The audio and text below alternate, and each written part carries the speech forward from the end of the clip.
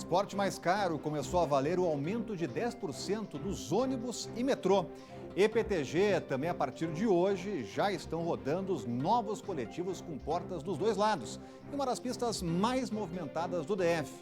Cadastro positivo, bons pagadores já podem ser consultados por lojas e financeiras.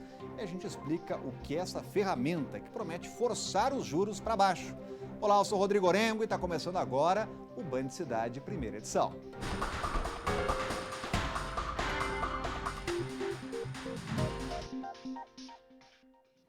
A Semana do Brasiliense começa com passagens de ônibus e de metrô mais caras.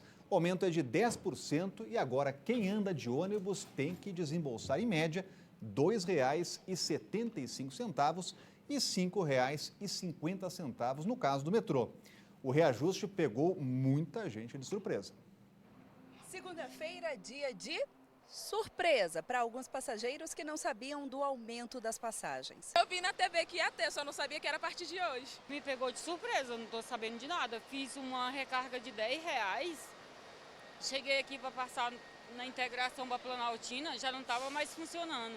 Eu tive que voltar lá e colocar mais R$5 para completar para poder ir. E conversamos ainda com o Wellington, ele que vende chocolate nos ônibus por R$2 a unidade, já começou a fazer os cálculos de quanto vai pesar no bolso a passagem. Dói no bolso da gente, né? Que a gente é trabalhador, né? E mais eu ainda que pago assim muitas passagens por dia, né? Entre muitos ônibus, né? Aí no fim do dia o meu lucro, em vez de ser tanto, né? Diminui muito o lucro. Em meio ao início da cobrança da tarifa reajustada em 10%, vem também um acalento aos passageiros. De acordo com a Secretaria de Transporte e Mobilidade, o cartão que tinha crédito antes do anúncio do aumento vai continuar com o valor antigo da passagem até o dia 12 de fevereiro. Outra boa notícia é que no caso em que o benefício é pago pelo empregador, a tarifa não vai ser reajustada por enquanto. Mas para o restante, o aumento de 10% ficou o seguinte: pulou de R$ 2,50 para R$ 2,75. Já as de R$ 3,50 ficaram R$ 3,85. As pessoas que pagavam R$ 5,00 desembolsaram hoje R$ 5,50. O reajuste também atingiu os passageiros do sistema metroviário. A capital conta com 2.863 ônibus e 24 vagões. A gente vai conversar sobre esse assunto com o Cláudio Humberto, já está com a gente por aqui, de volta de férias. Muito bem-vindo, Cláudio Humberto. Obrigado. A pergunta que muita gente faz é o seguinte: aumentou o preço da passagem, aumentou a qualidade do serviço também, Cláudio? Pois é muito injusto, né? É injusto que se pague tão caro por um ônibus ou por um sistema de transporte coletivo tão deficiente. Se nós temos um metrô que é um transporte de qualidade, o metrô é lento, tem problemas, quebra muito, até por falta de manutenção, falta de investimentos ao longo dos anos. E temos os ônibus de concepção antiga, velho, do tipo caixote, desconfortável, não é climatizado e caro demais, né? Essa que é a injustiça. O problema é que, assim como não há almoço grátis, também não há passagem de ônibus grátis. Alguém tem que pagar o custo da passagem. E há muitas gratuidades aqui no Distrito Federal. Tem funcionário público que não paga ônibus. Tem o pessoal da área de segurança pública que, mesmo em férias, também não paga ônibus e trabalhando nem se fala, também já não se paga. Só que todas essas gratuidades, inclusive aquelas que são mais justas, como, por exemplo, o passe livre estudantil, tudo isso nos custa a nós, que pagamos impostos, nós que somos assalariados ou que somos empregadores, todos nós temos que pagar o custo de transportar toda essa gente de graça. E isso custa hoje mais de 700 milhões de reais por ano. Esse dinheiro tem que sair de algum lugar. E adivinha de onde é que sai? Sai do nosso bolso. Olha, a PRF apreende mais de 1 tonelada de cocaína em Cristalina, cidade goiana, que fica a cerca de 100 quilômetros aqui de Brasília. A droga estava escondida dentro de um caminhão-tanque. Com apoio do Corpo de Bombeiros do DF, os agentes encontraram, na tarde passada, uma carga avaliada em 46 milhões de reais. A Polícia Rodoviária Federal informou que a apreensão foi feita durante fiscalização na BR-050. Eles desconfiaram do nervosismo do motorista, que fazia uma rota não comum para este tipo de carro que aparentemente estava vazio. Ao ser questionado, o homem, que não teve nome e idades revelados, disse que havia drogas no tanque utilizado para óleo vegetal. O entorpecente saiu de Catalão e iria ser distribuído em Luiz Eduardo Magalhães, na Bahia. Com a descoberta, o caminhão foi levado para a unidade operacional da PRF, que fica aqui no DF, na região de Santa Maria. Com o apoio do Corpo de Bombeiros, foi aberto o tanque e constatada a carga ilícita. O motorista foi preso e encaminhado na tarde desse domingo para a Polícia Federal em Brasília e responderá pelo crime de tráfico de drogas. A nova lei de abuso de autoridade já está em vigor, só que alguns pontos estão causando polêmica, como a proibição da divulgação de imagens ou nome dos presos. Os policiais que fizerem isso estarão cometendo crime. As polícias militares e civis de todo o país já deixaram de publicar fotos, vídeos e os nomes de suspeitos ou presos desde o dia 3 de janeiro, quando a lei de abuso de autoridade entrou em vigor. Agora só podem ser divulgadas imagens de suspeitos foragidos com mandado de prisão em aberto. Este especialista em direito criminal diz que a lei resguarda o princípio da dignidade da pessoa humana. Essa preocupação em não divulgar nomes, não divulgar dados, imagens daqueles que estão sendo presos pela polícia, visa resguardar a própria dignidade da pessoa humana, daquele que é preso, mas também o devido processo legal e, principalmente, evitar efeitos futuros que são simplesmente não passíveis de resolução. Por exemplo, uma pessoa, João, é preso e, ao longo do processo, se descobre que João, na verdade, é inocente. Como fica, em termos de dados, né, toda aquela mídia, toda aquela imagem, tudo aquilo que foi disponibilizado ao grande público? Por outro lado, policiais dizem que a nova lei pode dificultar a identificação de mais crimes cometidos por bandidos. Em dezembro do ano passado, por exemplo, o programa Brasil Urgente mostrou a imagem de um estuprador e, na sequência, outras vítimas do homem se apresentaram à polícia para fazer boletins de ocorrência. Para este coronel da Polícia Militar, era justamente esse o objetivo de divulgar a imagem de suspeitos e presos, fazer com que a sociedade reconheça o perigo que essas pessoas podem representar. O Brasil começou a editar leis que mais protegem o criminoso do que a própria cidadania, o cidadão de bem. Quando a sociedade tem conhecimento visual da figura do criminoso, aquilo fica retido na cabeça das pessoas e quando ela vir de novo, ela vai identificar. Com isso, deixa-se essa possibilidade das pessoas reconhecerem os seus algozes, as pessoas que praticaram crimes e outras atividades legais contra ela. Além de não poder divulgar os suspeitos, policiais não podem mais andar sem identificação ou farda, entrar em qualquer local sem autorização ou cumprir mandados de prisão à noite. Polícias de vários estados estão criando normas de conduta para os profissionais se adaptarem à nova lei. Cláudio Humberto, essa nova lei não tem um conflito aí com uma informação ou direito à informação que as pessoas têm? Pois é, mas é aquele princípio, né, que foi alegado ou lembrado por um dos nossos entrevistados, né?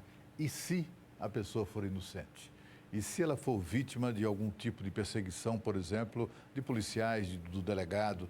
Eu não estou falando aqui dos delegados altamente profissionalizados que nós temos aqui na capital do Brasil, nem nas grandes cidades. A gente sabe como é que é no Brasil profundo, no interiorzão, né? Onde os delegados de polícia são, né, enfim, decidem sobre a vida e a morte das pessoas, mais do que o juiz, inclusive. Ele toma decisões que são, enfim, que podem, inclusive, serem produtos de algum tipo de perseguição. Se essas pessoas, se o preso for inocente e a sua imagem for divulgada, ele é que vai ter problemas para se livrar daquela situação, daquela imagem, né?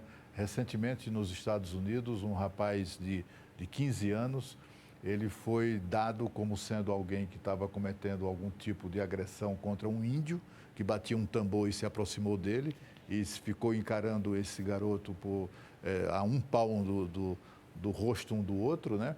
E o garoto permaneceu absolutamente inalterado, não fez nada, não disse nada, só com um leve sorriso nos lábios, meio desafiador assim, e foi dado como sendo uma pessoa má, como sendo alguém que estava insultando a cultura indígena e coisas do gênero, né? E era tudo mentira, como ficou demonstrado depois com um vídeo mais longo que mostrou a cena. Somente uma rede de televisão nos Estados Unidos foi condenada a pagar 250 milhões de dólares pelos danos que ela causou à imagem daquele garoto. Você imagine alguém ser acusado de corrupção, de assassinato, de estupro, injustamente, né? E tendo a sua imagem exposta. É um prejuízo, é um dano à imagem, à reputação da pessoa que é difícil de retirar. É aí que essa lei, essa nova lei é defensável. Vamos falar agora de uma obra que parece inacabada e tem deixado os moradores de Samambaia preocupados. A drenagem da água da chuva na BR-060 tem sido um problema há quase 2 anos. E obra deixada de lado, mas parece agora, olha, um esgoto a céu aberto. O Eudes pega todo dia ônibus nessa parada em Samambaia Sul. Ela fica bem ao lado da obra de drenagem da BR-060. Só que a erosão causada pela obra está quase engolindo a estrutura, o que assusta e deixa o Eudes preocupado. Parece que a parada vai cair, né? Vai cair, porque a erosão, né? Porque aqui não tem segurança nenhuma. Com esse tanto de chuva aí não vai demorar muito, não. Já o Wagner carrega nos braços as picadas de muriçoca que não param de aparecer por causa do esgoto a céu aberto na região. Quando chove aqui, a BR alaga, o esgoto lá de cima estoura e isso aqui fica com um cheiro insuportável, esgoto puro. E fica surpreso ao saber que a obra já foi dada como entregue. Ah, brincadeira. Verdade? Não acredito. A obra de drenagem tinha como objetivo conter a água das chuvas e evitar os alagamentos. Só que muitos trechos da estrutura já estão precisando de uma nova reforma. O problema é antigo. Em 2018, o Ministério Público Federal em Brasília chegou a pedir uma liminar para garantir que a empresa responsável pela obra tomasse providências sobre os danos ambientais provocados pela estrutura. O tempo passou e nada aconteceu. E hoje só ficou o estrago. Geralmente essas obras de infraestrutura se faz ou na chuva ou bem pertinho da chuva. Aí, infelizmente, ocorre essas grandes falhas aí na obra. Por meio de nota, Triunfo Consebra, consórcio responsável pela obra, disse que finalizou a parte deles no projeto e que a administração de Samambaia não fez a parte dela. E por isso os problemas voltaram. O administrador da cidade disse que cansou desse jogo de empurra-empurra e já se reuniu com a Nova Cap para definir os próximos passos e cobrar o consórcio pelo descaso. O que for de responsabilidade do governo, o governo irá assumir a sua responsabilidade. O que não pode ocorrer mais é ficar essa situação. O governador Ibanez já mandou e determinou que essa obra seja concluída e seja terminada imediatamente. Já a Nova Cap informou que a erosão é de responsabilidade conjunta entre o governo federal e o GDF, já que existem problemas na drenagem da quadra comercial localizada às margens da BR-060 e também na estrutura da rodovia, e ambos despejam todo o volume de água na marginal da pista. A Nova Cap ainda informou que até fevereiro vai concluir um projeto para a construção de uma nova rede de drenagem de cerca de 2 quilômetros, que deve levar 6 meses para ficar pronta. E a seguir, novos ônibus começam a circular na EPTG e a gente mostra como está sendo o primeiro dia. O Band Cidade está voltando daqui a pouco. Além do reajuste nas passagens, começou hoje a circulação de ônibus com portas dos 2 lados na EPTG. Então veja só. O dia foi confuso para alguns passageiros que estavam na EPTG. Tinha esperado por um lado, a moça me avisou que tinha que ser pelo outro lado, entendeu? Senão tinha ficado um pouco perdido. Toda essa confusão foi causada por causa dos 160 novos ônibus que possuem portas de embarque e desembarque dos 2 lados que passaram a circular no DF. É bem diferente, né? O ônibus com a porta ao contrário. Eu achei que o ônibus, como é novo, é muito confortável, mas tem poucos assentos. Então, muita gente estava em pé no ônibus. Foi essa a diferença maior. Apesar disso, para outros usuários, a viagem ficou mais rápida. E um dos objetivos do GDF é bem esse: reduzir o tempo da viagem, principalmente nos horários de pico. Cerca de 65 mil passageiros serão beneficiados com o novo serviço. Um acesso bem viável, né? Porque apesar de ser mais rápido, não pega tanto fluxo do trânsito, né? Então a passagem fica mais... a viagem fica mais mais rápida, né? Os ônibus também vão usar a faixa central, onde os passageiros vão embarcar. O que muda é a direção que eles vão seguir. Com isso, foi encerrada a operação na faixa reversa nos horários de pico. O fluxo será mantido no sentido original dos dois lados, tanto para quem vai a Taguatinga quanto na saída para o plano piloto. Cláudio Alberto, muita gente achou que a gente nunca veria essa imagem do ônibus com a porta certa. É uma data histórica, né? Isso foi feito, essa obra da EPTG tal como ela é hoje, é do governo de José Roberto Arruda, há uma década atrás, ou mais do que isso, né? E de lá para cá os governos, os sucessivos governos não tinham autoridade, não tinham coragem de enfrentar as poderosas empresas de ônibus e obrigá-las a colocar ônibus com portas dos dois lados. Uma coisa tão simples, né? Uma exigência que é razoável para quem paga por um serviço tão caro. E o GDF agora, o governo ibanês, foi que impôs essa condição e finalmente é uma boa notícia num dia da má notícia do aumento do preço das passagens. O dado novo, a novidade também positiva, é que o governador em exercício, Paco Brito, determinou anistiar as multas de trânsito hoje na EPTG. Em razão da inversão de mão, muitos motoristas se confundiram, motoristas que inclusive utilizaram-se da faixa exclusiva para ônibus, eles foram multados, a multa de R$ 293 mais 7 pontos na carteira, tudo isso vai ser transformado apenas numa advertência, mas a partir de amanhã não, a partir de amanhã a multa é para valer. E desde sábado, lojas, bancos e financeiras já podem consultar a nota dos clientes no cadastro positivo. A nova ferramenta divide opiniões e o objetivo é estimular o mercado a baixar os juros, mas o cadastro pode não cumprir essa promessa. O cadastro positivo vai funcionar como um raio-x do consumidor. Em qualquer compra financiada ou pedido de empréstimo, o interessado será submetido a uma análise. Uma ótima ideia. Pago minhas contas em dias, eu mereço ter um crédito, não é verdade? A expectativa é que bons pagadores tenham acesso mais fácil ao crédito e a taxas de juros mais baixas. Mas na prática, alguns economistas veem com desconfiança o cadastro positivo, porque o sistema financeiro no Brasil ainda é muito concentrado. As informações vão constar de um banco de dados que hoje é alimentado pelos 5 principais bancos do país, operadoras de cartão de crédito e outras 100 empresas. Em breve, companhias de telefone, água, luz e o comércio também vão abastecer esse sistema. Cerca de 120 milhões de brasileiros que possuem conta bancária serão incluídos automaticamente. Quem não quiser fazer parte desse sistema precisa pedir para ser excluído pelo site das 4 empresas autorizadas pelo Banco Central a operar o cadastro positivo. É também pelo site dessas companhias que o consumidor terá acesso à pontuação, que vai de 0 a 1.000. Quanto mais alta a nota, maior a chance de obter descontos. Uma nota ruim pode dificultar a tomada de empréstimos e financiamentos no comércio. A novidade divide opiniões. É uma invasão, né, da vida da gente, da privacidade da vida da gente. Se você tiver um cadastro positivo, toda compra sai com mais rapidez. Mas nem todas as informações serão repassadas. É o caso do saldo de conta corrente, de investimentos, além da identificação dos bens comprados.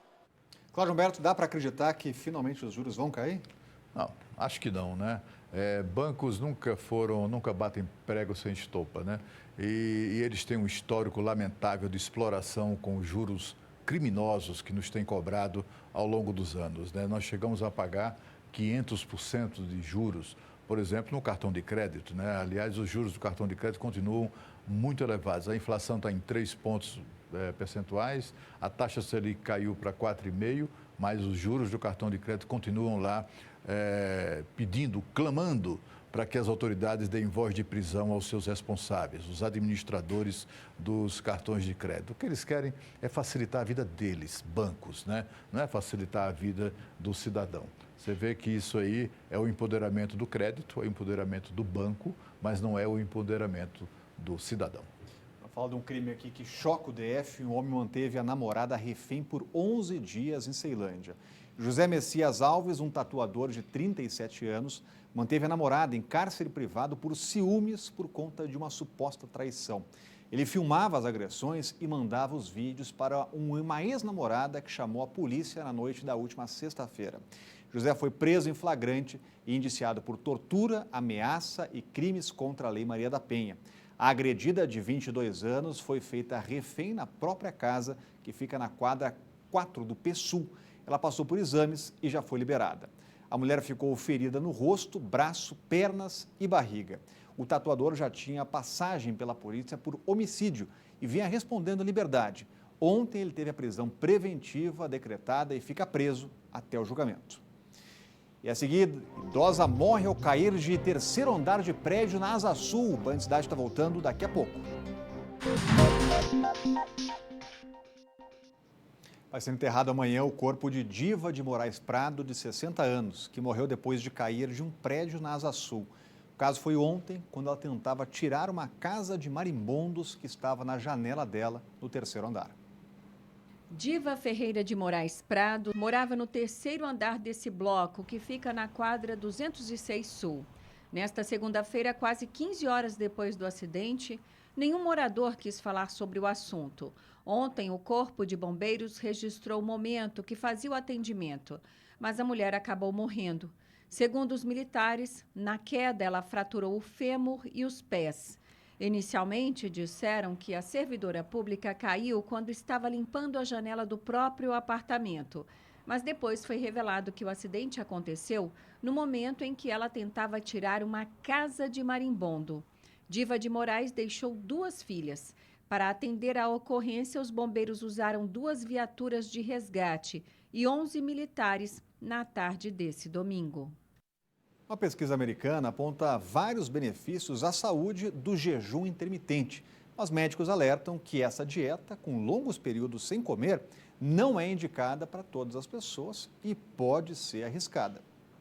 Hora do almoço. A Ilane está fazendo uma lasanha de berinjela sem carboidratos. Ela mudou a alimentação em janeiro de 2018 e há alguns meses resolveu acelerar o processo de emagrecimento com o jejum intermitente. Eu estou assim com uma dieta bem regrada, que quero entrar num vestido, que meu filho vai ter a festa de formatura dele agora em fevereiro. Eu já escolhi o vestido e eu vou entrar naquele modelo. Desde que começou as dietas, ela já perdeu 43 quilos. Para emagrecer, muitos brasileiros alternam períodos de jejum e de alimentação, o chamado jejum intermitente. Uma nova pesquisa feita nos Estados Unidos mostra que essa dieta restritiva pode melhorar o funcionamento das células. No jejum intermitente, elas gastam as reservas de açúcar de forma rápida e começam lentamente a transformar gordura em energia. Além de regular a quantidade de açúcar no sangue, o método ajuda a reduzir inflamações e aumentar a resistência ao estresse. As gorduras estocadas se transformam em triglicérides, que estão estocados, se transformam em ácidos graxos. Os ácidos graxos passam a ser o combustível do organismo. O que não ocorre no indivíduo que está comendo toda hora. O jejum intermitente pode trazer benefícios à saúde, mas é preciso tomar alguns cuidados para que isso não se volte contra o próprio organismo. Os médicos aconselham não ficar mais do que 16 horas sem comer. O jejum só pode ser feito 2 vezes por semana. Antes de começar essa dieta, é importante buscar o acompanhamento de um especialista, já que existem contraindicações. Diabetes. Toma de manhã no seu café da manhã os remédios. Esses remédios são hipoglicemiantes. Se você não comer, vai entrar em hipoglicemia. Você pode até desmaiar. Então, tem outras doenças consumptivas, doenças infecto-contagiosas, que o jejum não deve ser adotado. Vamos falar agora do Mutirão da Saúde. 120 pacientes com câncer participaram de uma força-tarefa do Instituto Base neste fim de semana. Uma equipe especializada trabalhou duro para possibilitar o início mais rápido do tratamento. 14 médicos participaram da força-tarefa para acelerar o atendimento. Estou muito confiante, porque eu descobri no início, né? Em fevereiro eu fiz exame e não tinha nada. Aí em outubro eu fiz, já tinha. Então estava bem no início. Eu fiz novamente, aí deu, então está bem no início. Então vai dar tudo certo. Os pacientes convocados estavam na fila da Central de Regulação da Secretaria de Saúde. Além do atendimento médico, os pacientes recebem orientações, palestras e material informativo com vários especialistas. Com o reforço no atendimento, muitos pacientes terão condições de se tratar em tempo menor. É o que acredita Núbia. A dona de casa foi diagnosticada com câncer de colo de útero há 4 meses. Só assim faz logo esse tratamento, eu fico logo boa e vou aproveitar minha vida. Já estou aproveitando mesmo do mesmo jeito. Por mês, o Instituto oferece 110 vagas para a primeira consulta oncológica. Mas agora, em janeiro, esse número foi para 215. O hospital pretende realizar novos mutirões este ano. Para isso, a ala da oncologia passará por reformas. Outro aspecto muito importante que já está em execução de obra é o centro de manipulação de quimioterápicos. Com esse centro de manipulação de quimioterápicos, nós vamos ampliar a oferta para os pacientes. Dessa forma, eles vão conseguir um segmento num tempo menor. No total, a unidade conta com 32 oncologistas. Na quimioterapia, são feitas cerca de 45 sessões por dia. Aqui na Band você tem um canal direto para fazer denúncias, mandar vídeos e mostrar tudo o que acontece aí na sua região. É o WhatsApp do Band Cidade, então anote aí nosso número, que é o 99976-9204. E o Band Cidade, primeira edição, vai ficando por aqui. Vem chegando aí a galera dos donos da bola e a gente volta a se encontrar amanhã ao 12:30. Tchau!